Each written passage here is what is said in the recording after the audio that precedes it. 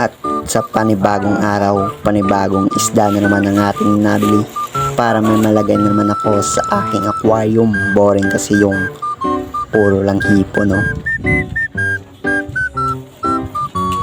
At malapit na nga ako sa aming bahay. Gusto ko nang ilagay ang aking bagong isda para may kasama na naman ang ating mga hipon. At dito nga, sumalubong pa sa akin yung aso namin.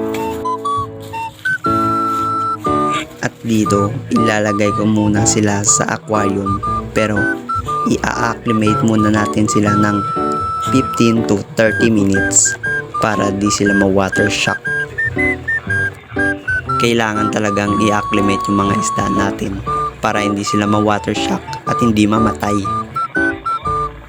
A few inches later. At so ayun na nga, ginamitan ko na ng gunting upang maka-explore na sila sa kanilang bagong tirahan. At 30 minutes ko pala tong na-acclimate.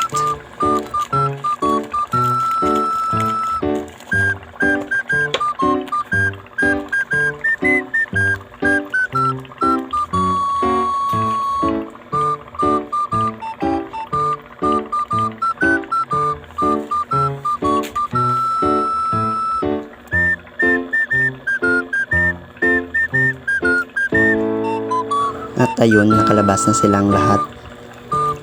Nasama pa dito yung aqua plants na parang mamamatay na. Pero okay lang naman yun. Libre naman yung juicy pa ba. At dito nakikita nyo naman na parang masaya na sila sa kanilang bagong tirahan.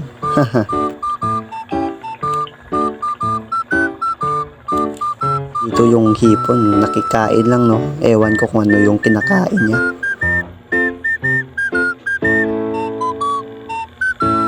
At dito na nga magtatapos yung ating video. Paalam. Hehe. Peace.